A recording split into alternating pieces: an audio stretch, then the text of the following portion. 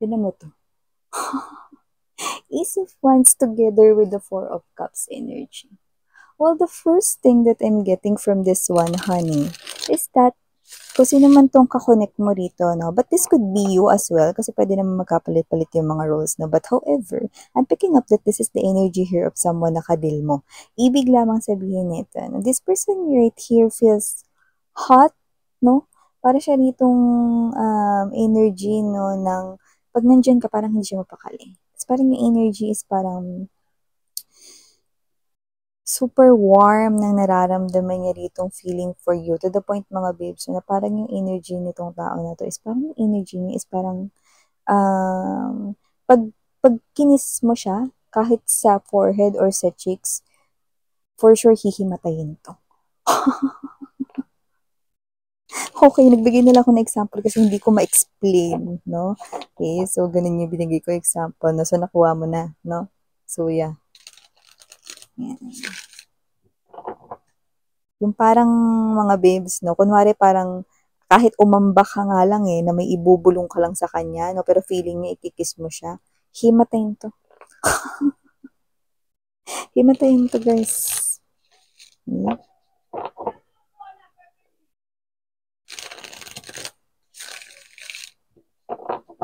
Okay.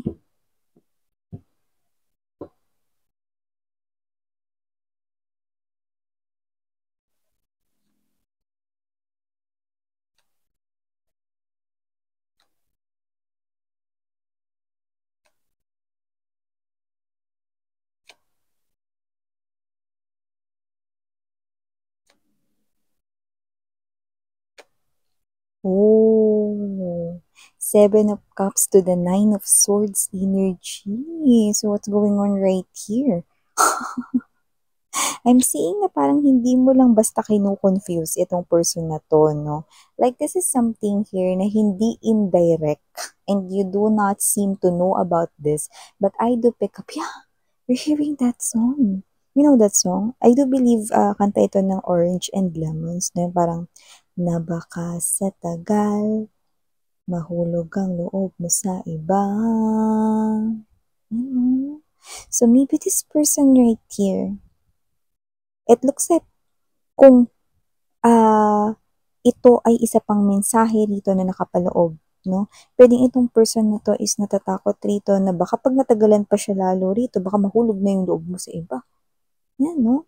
Baka ma-inlove ka na sa iba pag tinagalan niya pa ito, no? So, I do see that this person right here, okay, is someone na hindi mo lang basta kinu-confuse sa kanyang isip at damdamin, no? Pero this is someone here who is also afraid to lose you.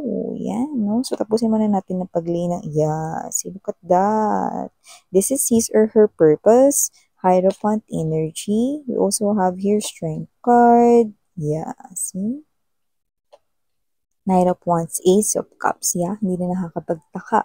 Bottom of the deck, Five of Cups, High Priestess. Look at that. See, tabi pa sila rito ng Hierophant. So, ibig sabihin, this person right here sees you as his or her divine counterpart, ang taong nababagay raw para sa kanya. And there you go, the Page of Cups energy. So, hi and hello there, Collective. My name is Yan. Welcome new subscribers. And sa aking mga returning tambayers, thank you sa inyong walang sawang love and support for me.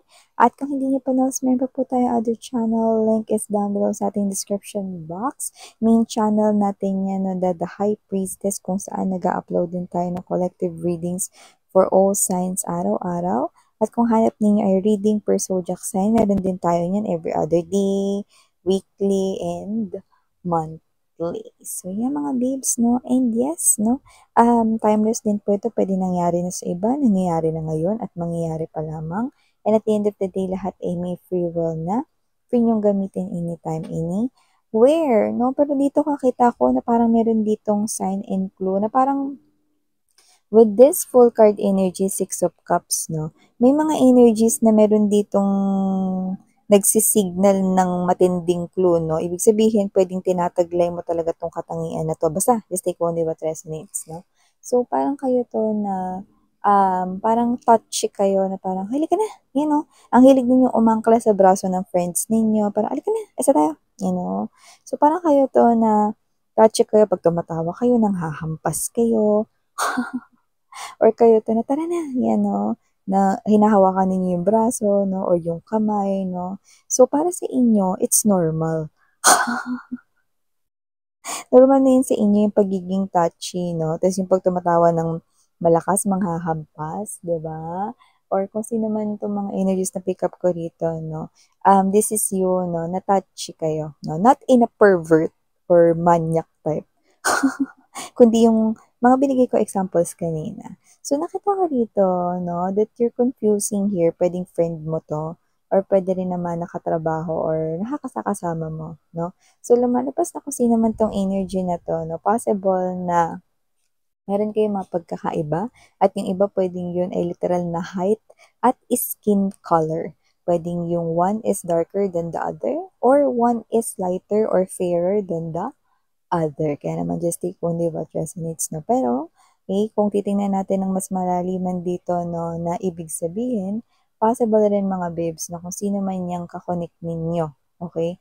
This is someone here na lumalabas rito bilang what? Nakikita kayong soulmate dito 'no. So, kung sino man 'tong energy na 'to 'no, pinagkakatiwalaan niya kayo rito. This person here is komportable sa inyo 'no, komportable din siya ditong magkuwento ng sa kaniyang mga problem sa life niya 'no. So, nakikita ko 'yun sa kaniyang energy 'no. However, kung sino man 'tong energy na 'to 'no, hindi niya gusto yung mga parang touchy or pagiging touchy mo 'no. Yung parang let's say ganito 'no, ikaw 'to mahilig kang mag-akbay 'no, or ikaw 'to mahilig kang kapit sa braso 'no. So, gano'n ka kasi lalo na 'pag mga sa ka-close mo.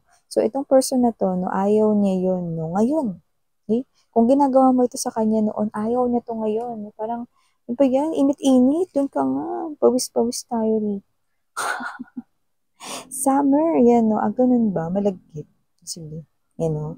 So, parang ikaw 'to na, possible na para sa'yo wala lang 'yun, it's, you know, as gesture of being friendly and alam mo sa sarili mo na talagang touchy ka 'no, or yeah, clingy type of energy 'no. Ikaw 'to na mahilig mang-akbay, manghawak ng kamay 'no, or, kumapit sa braso, umangkla sa braso 'no, mga ganyan, okey? So, may gano'ng klase ng energy 'no. Hindi lang basta sa gano'n 'yun 'no, yung iba sa inyo puwedeng, you are also using here 'no, yung parang yung iba 'pag may pinagdadaanan dito puwedeng niyayakap mo sila, hina-hug mo sila 'no, or you're tapping their shoulder 'no, tina-tap mo yung shoulder nila or even their hair 'no, their head 'no. Parang, "Ang galing mo, congratulations." 'Yan 'no, so may gano'ng klase ng energy or malalampasan mo din 'yan, kaya mo 'yan 'no. Very touchy kayo 'no, and your hands touch 'no, make this person here shiver. Para siya ritong nanginginig na nilalamig na kind of thing, 'no?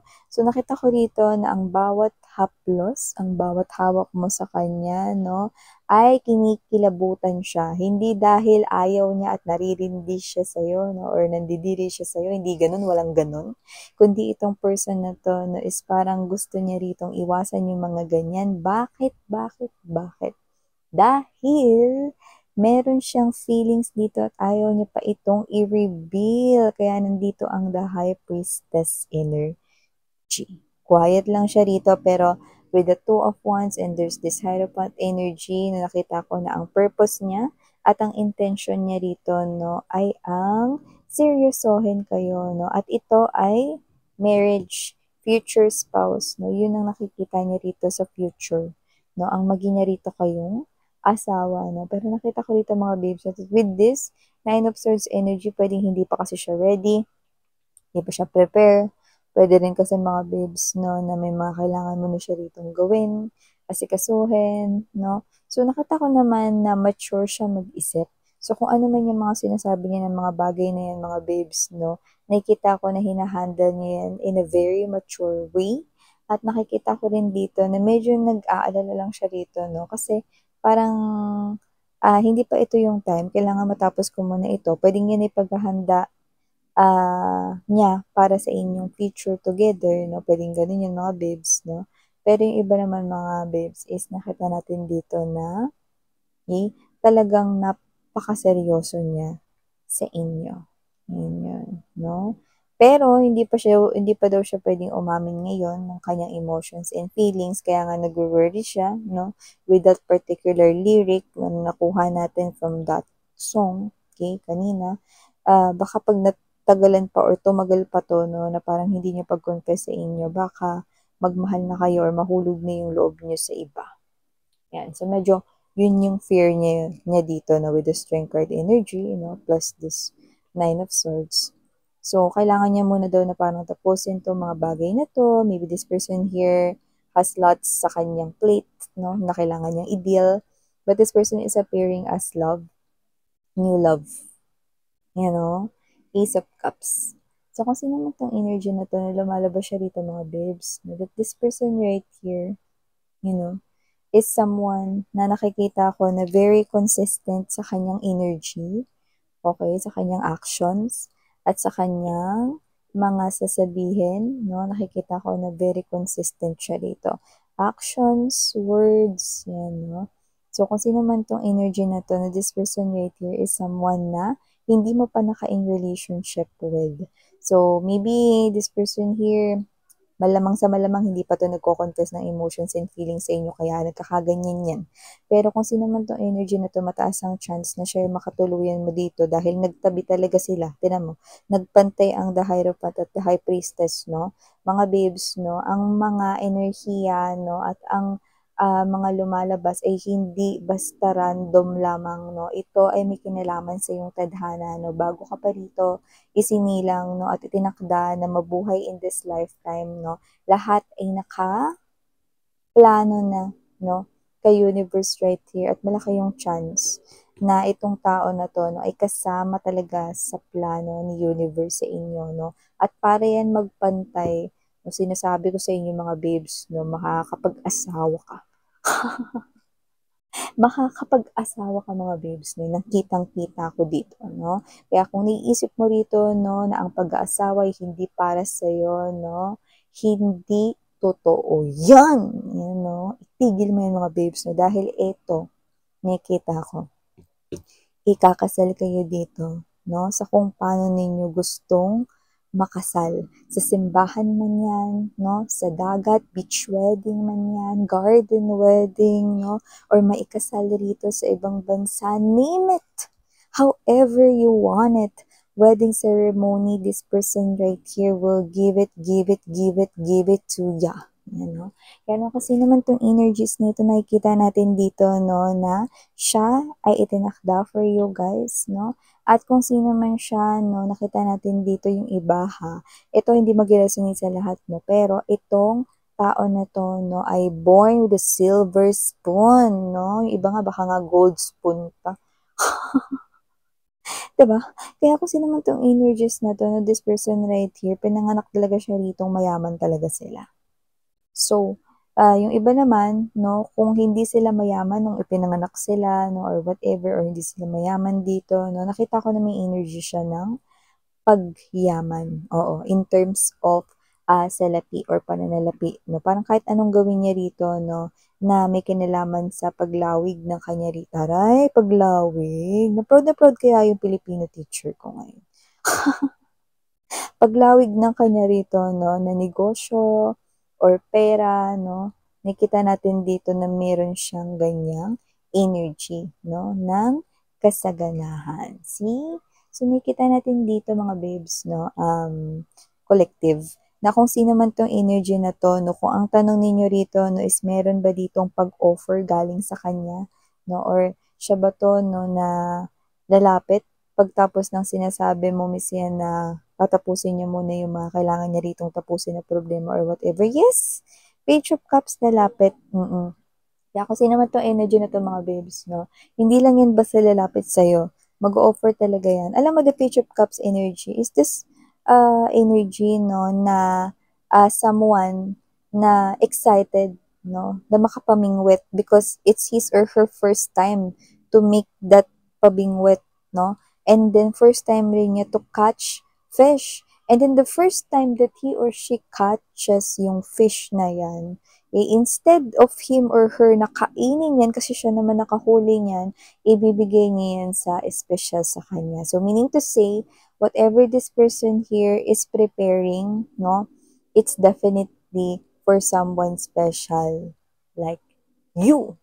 Uunahin ka niya. Yun na nakikita ko rito, no? Nakakarinig ako rito ng mga energies na ang gusto ko lang miss yan, unahin ako. Ang gusto ko lang miss yan, yung i-prioritize naman ako. Kasi ako lang lagi na uuna. Yan, no? I hate to know that, no? Pero dito kasi mga babes, no? Uunahin ka nito, mga babes, no? Uunahin ka nito, kaysa sa kanyang sarili. Kaya nakikita natin dito, no? Kung sino man ito, no? This is someone right here na talagang pinaka iingatan mo, no? At nakikita natin dito na itong person na 'to, no, ay iingatan ka at lahat ng gagawin niya rito, no, ay palaging, isasang-alang-alang, no, yung happiness mo, no, at lagi ka niya ritong uunahin. Yan, no? So, yeah, ito yung mga messages right here, no? Pero for some reason, meron tayong isang letter dito na nagsa-stand out, no? So, yan, isa lang miss yun. Oo, pero okay lang yun kahit na parang isa lang. Di ba minsan ang dami naman din natin na parang nakikita, no, in our vision, no? Pero dito kasi isa lang. Ngayon, okay, just take out this resonates. Maybe the first letter of surname, second name, or first name niya or nyo. So, nakita natin yun dito. No? So, ano ba yun, Miss Ya? Well, none other than letter O, O, O, O, O. Yan. Ako rin po yung sound effects dito. Wag na po kayo magtaka.